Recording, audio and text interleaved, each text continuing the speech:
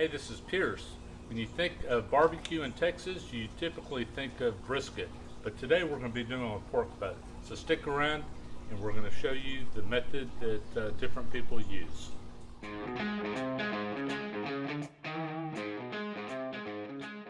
today we're going to be doing a pork butt. Actually, it's kind of a misconception. It's called a pork butt. It actually comes from the shoulder of a pig, but when you go to a grocery store, butcher shop, you're going to look for the pork shoulder.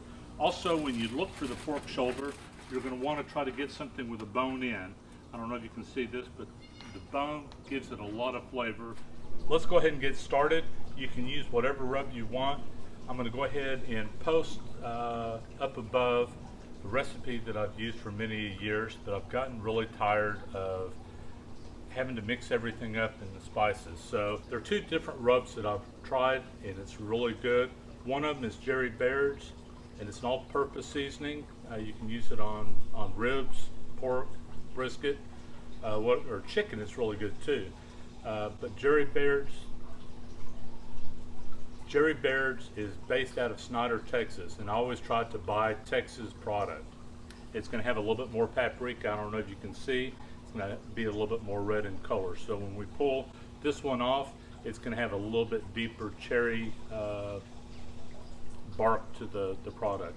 The other one, I've not ever tried this one. Today is going to be the first time that I've tried it. It's called Honey Hog Barbecue, and it's by Meat Church Barbecue. They're based out of Waxahachie, Texas. So we'll go ahead and start off. This is a 10-pound pork butt over here. We'll just kind of lightly put a little bit of mustard on, like you see right here. You don't have to put it really thick. It's just going to give it a little thin base to it.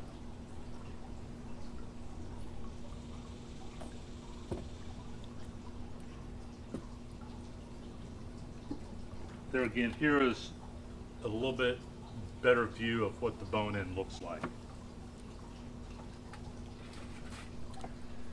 So you can kind of see it doesn't really have a whole lot of the mustard on here. But I'm going to go ahead and start with the Honey Hog Barbecue first. And you'll want to go ahead and put this on here fairly liberally.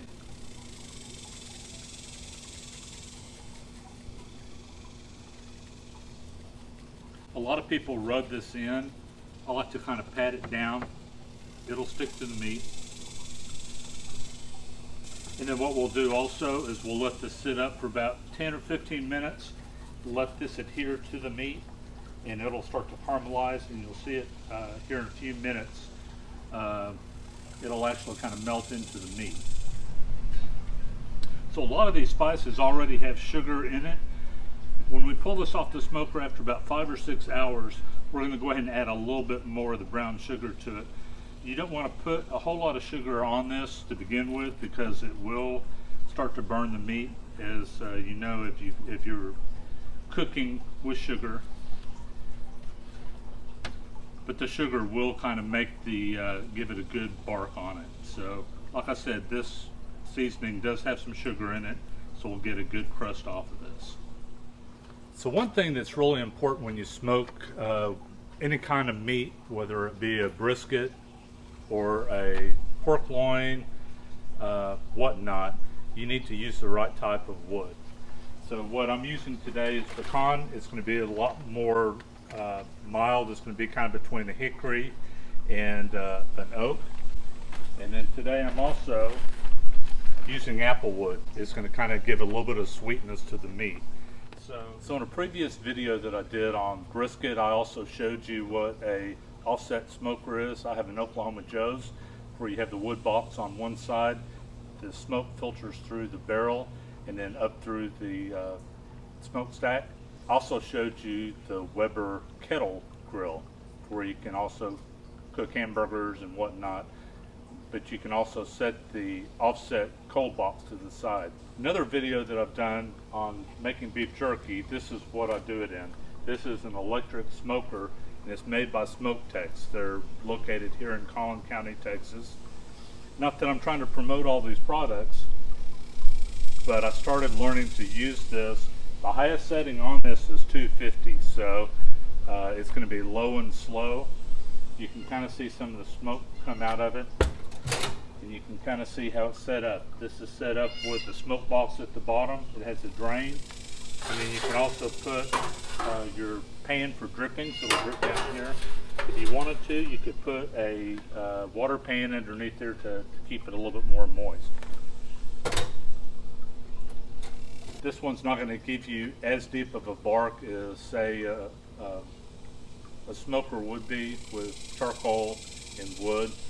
But there again, you're balancing your convenience. So once we put the meat in this, all I have to do is walk away for 6 hours and I know that it's done. The nice thing about this too is on the top of it, it has a little hole and I can run my thermometer down in here. It has a cable and I'll show you that here in a bit. So it's been about 15 minutes. Let's go ahead and check and see how this looks. So I'm going to kind of show you, this is what it should look like, and we're going to go ahead and put this back into the, or actually put it into the smoker. And I've also have it set up to where I will go ahead and put my temperature probe in here, so we will know when it hits 150. It should be probably take about 5 to 6 hours to hit the 150. We'll pull it out, wrap it up, and then put it back in the smoker. So let's go ahead and get this one on the grill. So this is my digital thermometer. It actually has a magnet on the back of it to where I can go ahead and stick it on the side of the smoker. This probe I can run down through the smokestack and then insert this into the pork butt, and that way I will know when this hits 150 to 155. So we'll go ahead and wait about 5 or 6 hours. Once this hits about 150, 155, we'll go ahead and pull it off, wrap it up, put it back in here for another, probably another 4 or 5 hours. Once this hits at the end, hopefully it'll be around 200 to 203. We'll know it's done and we'll pull it off. I didn't get quite the bark that I wanted to get on it. You can kind of see some of the edge it was starting to. I'm going to go ahead and place that fat side down, so we'll get kind of a good crust here on the very top of that. Well, actually, before I put the butter on the top, one of these I'm going to, the smaller brisket, I'm going to go ahead and put the Jerry Baird's jalapeno. So it's going to give it kind of a layer of spice to it, a little bit of kick. And I'll just kind of sprinkle some of this on top.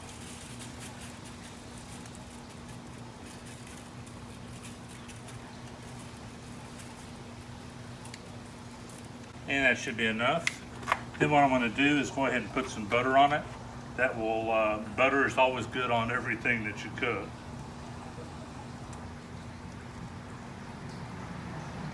And then what I'm going to go ahead and do is put some sugar on the very top layer.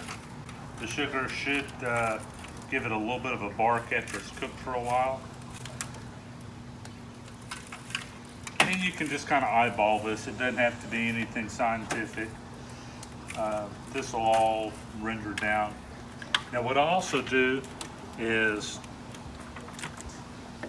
I usually put a little bit of the apple juice in the bottom of it. That'll give it kind of a little bit of a sweet sauce that will help it sweeten it after it's finished. So I put just maybe about a fourth to a half of a cup in there, just enough to really get that going once it starts cooking again. I'll go ahead and wrap this around really tight on the edge so this will, all the steam will stay in here and cook this. Now I'm going to go ahead and cook it probably for another 5 or so hours. You really can't overcook a pork butt. But there again, you do it around 250. Some people do it around 275. I like to do it between 225 and 250. So we'll go ahead and get started on this other one. All I'm going to do on this other one is go ahead and just put my butter on the top and put some sugar.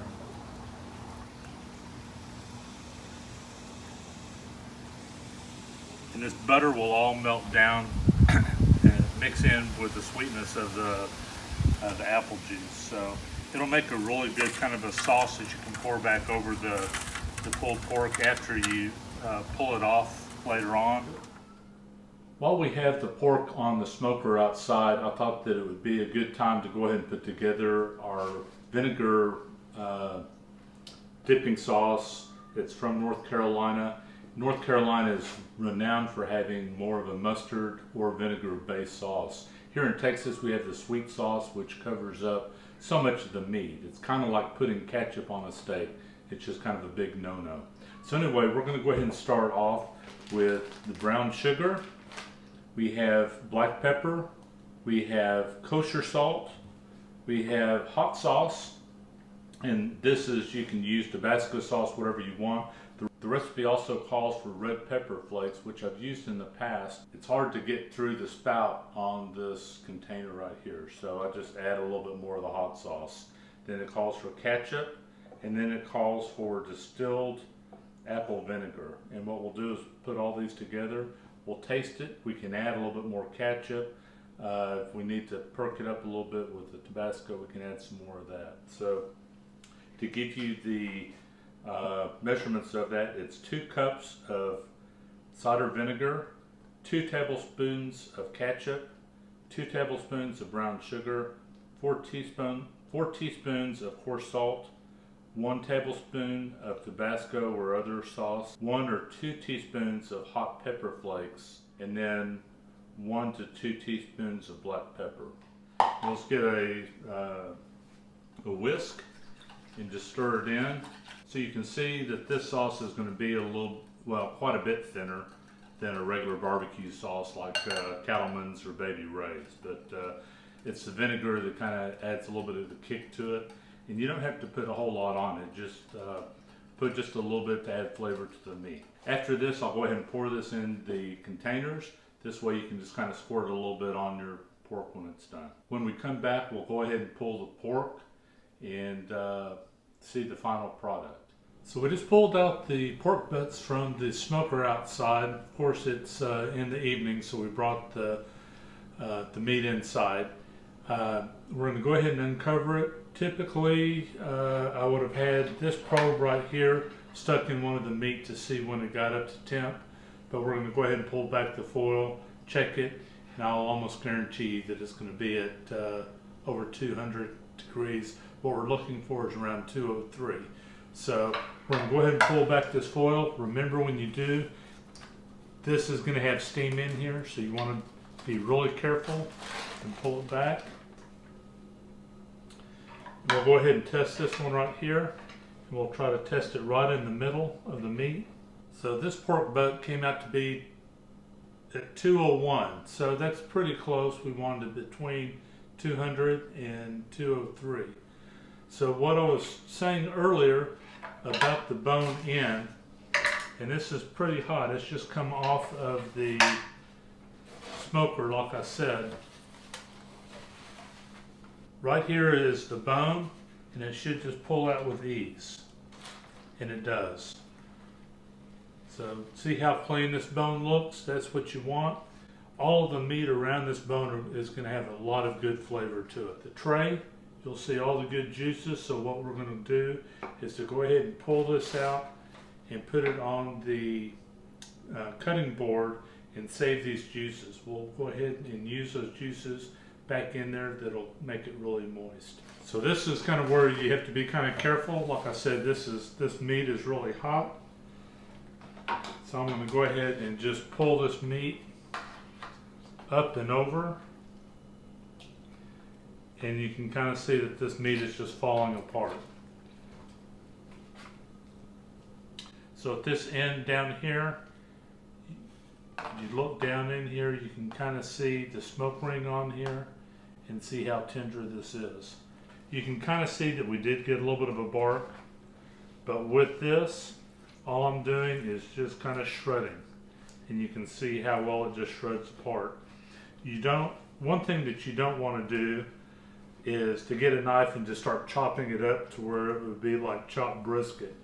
This, you want to have it to when you serve it, you have nice pieces of meat like this. This stays on the bun if you want a sandwich with it. And it's a little bit more appetizing too when you cut into a piece of meat that is kind of shredded, lightly shredded, and not just chopped up. Let me just kind of grab a little piece with a little piece of bark on it like this. Oh man, that's good. The seasoning did not overpower the meat is what you wanted. The apple juice in here gave it a little bit of sweetness along with some of the sugar, or some of the brown sugar that we put on the top. So go ahead and drain this apple juice into a separate container, shred this up, and save some of this juice back a little bit so when I'm ready to reheat it, I can pour some of that over the top and that'll be really moist for serving. This pulled pork was a honey hog barbecue seasoning by Meat Church that's out of Waxahachie. It had a really mild flavor. We didn't really go overboard on that one. This pulled pork was the Jerry Baird seasoning, the one that's out of Slayton, Texas. That's out in West Texas. It's a little bit darker bark. It's not as crispy as I would have wanted it, but we'll just see how tender this one is by pulling the bone out. Kind of see this one came out a little bit darker, and the bone just comes right out. Kind of see the bark on this one's a little bit darker. And I'll see if this one had a little bit more heat to it. Oh yeah, this one definitely has a little kick to it, and I think if I was going to do another one like this, it would be with the Jerry Baird's with the jalapeno seasoning on it. The first pulled pork that I did, I might add a little bit of the Carolina wet sauce to it. This one I'm probably not going to add anything to it. It came out just perfect. Try not to be too serious when you're barbecuing. You're going to come up with different ways and keep on making it better every time you make your barbecue. Just remember, don't be too serious, have a good time. I hope this helped. I'm Pierce Andrews, selling homes through North Texas Home Connection in Everything, Texas. Y'all have a great day.